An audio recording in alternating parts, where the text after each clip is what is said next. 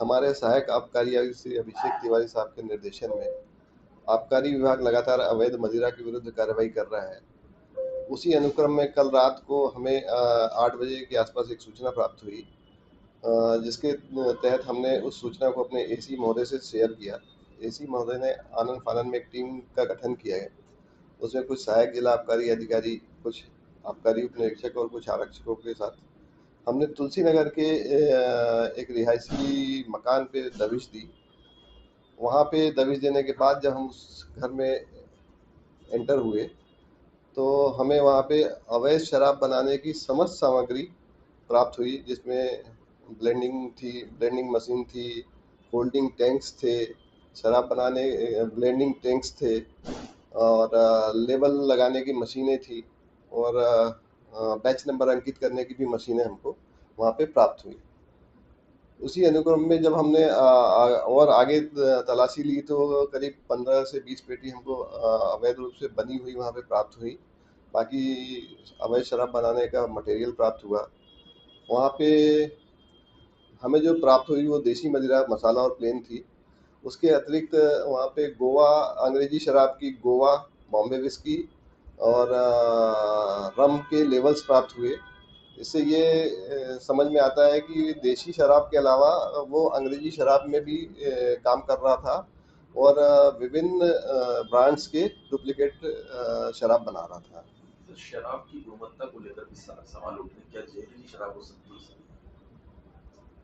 देखिए, एग्जैक्टली हम ये तो नहीं कह सकते कि जहरीली शराब थी, लेकिन ये बात सही है कि एक अनट्रेंड आदमी जब शराब बनाता है तो उसे ये नहीं पता होता है कि उसका पानी और स्पीड का प्रोपोर्शन क्या होना चाहिए। तो अगर वो प्रोपोर्शन गड़बड़ाता है या स्पीड की मात्रा ज़्यादा होती, पानी की मात्रा अगर कम हो जाती है, तो वो निश्चित तौर पे मानव उपभोग के लिए अनुपयुक्त समझी जाएगी। कैसे बनाना सीखा हमने? देखिए, इसका बैकग्राउंड जो है पहले से ही शराब के व्यवसाय से जुड़ा हुआ रहा है, क्योंकि पूछताछ के दौरान हमको ये जानकारी मिली है कि इंदौर की विभिन्न दुकानों में पहले सेल्समैन का काम कर चुका है। तो निश्चित तौर पे उसके दिमाग में जो आइडिया आया होगा वो वहीं से आया होगा। उसने देखा होगा कि शराब में क्या होती है, क्या क्या लगता है, क्या क्या चीज़ें लगती हैं, और उन्होंने पूरी सामग्री को इकट्ठा इकट्ठा करके ये बनाने का निर्णय लिया होगा। सर कितने समय से ये बना रहा था और कहाँ पर सप्लाई कर रहा था? क्वांटिटी कितनी थी और क्या लागत हो सकती है? देखिए, ये तो जो वहाँ पे एविडेंस हमको मिले हैं उसके आधार पे ये कह सकते हैं कि 1 से 1.5 साल पहले से ये काम चल रहा है और हो सकता है पहले इसने छोटे पैमाने पे किया हो, लेकिन अब काफ़ी बड़े पैमाने पे ये कर रहा था और जैसे ही हमको सूचना प्राप्त हुई हमने इस पे कार्रवाई की है। राजस्थान की भी शराब बनाता था? हाँ, जब हमने दबिश दी और वहाँ पे जब हमने लेबल्स देखे तो उसमें राजस्थान में एक शराब चलती है केसर कस्तूरी। केसर कस्तूरी के लेबल्स हमको वहाँ पर प्राप्त हुए हैं। इससे ये निष्कर्ष निकलता है कि केसर कस्तूरी जो मध्य प्रदेश की सीमावर्ती दुकान राजस्थान की है, वहाँ पे ये सप्लाई किया करता था। सर कितनी क्वांटिटी, कितनी कीमत रखता है जो माल जब्त होता है? जो भी हमने माल जब्त किया है करीब करीब ये 2 ट्रक सामग्री है और इसका अनुमानित बाजार मूल्य लगभग 10 लाख के आसपास होगा। सर इतना बड़े पैमाने पे रखना था? राजस्व की हानि हुई है अब तक कुछ पता चला?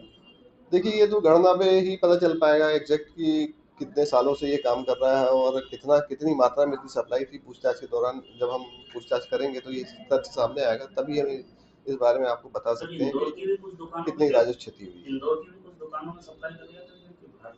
देखिए, अवैध शराब का ये काम कर रहा था तो मतलब अभी हमें इस तरीके कोई एविडेंस तो नहीं मिले हैं, लेकिन इस बात से इनकार भी नहीं किया जा सकता कि वो सप्लाई नहीं करता रहा होगा, क्योंकि जब हमारे अधिकारी दुकानों का निरीक्षण करते हैं तो दुकानों में इस तरीके का कोई भी सामग्री अभी तक तो बरामद नहीं हुई। कितने लोग गिरफ्तार हुए और किस तरह की कार्रवाई आप करेंगे? अभी तक तो एक गिरफ्तारी हुई है जो कि मुख्य अभियुक्त ही है, विनोद पलैया नाम है उनका, और अभी तो मुख्य अभियुक्त वही हैं। उनके उसके अलावा उन्होंने 2-4 नाम लिए हैं पूछताछ के दौरान और कुछ ठोस तथ्य सामने आएंगे तब हम उनकी गिरफ्तारी सर करेंगे। इतने बड़े पैमाने पे कर रहे थे वो? परिवार के लोगों की भी कोई सम्मिलितता थी? देखिए, परिवार में कुछ लोग तो थे वहाँ पे जब हमने दबिश दी, तो इसका मतलब है कि जब वो थे उनकी जानकारी में रहा ही होगा। उनको भी आरोपी बनाया? नहीं, उनको अभी हमने इस तरीके कोई भी गिरफ्तारी या आरोपी नहीं बनाया है। जो घर के मुखिया और मालिक थे, हमने उनको ही सर ये जो संचालित हो रही थी कहाँ से किस तरह का मकान था वो? देखिए 1500 स्क्वायर फीट में 3 मंजिला मकान बना हुआ है, बहुत आलीशान मकान बना हुआ है और इससे ये समझ में आता है कि वो बड़े पैमाने पे काम कर रहे थे। आपका परिचय? देवेश चतुर्वेदी, सहायक जिला आबकारी अधिकारी।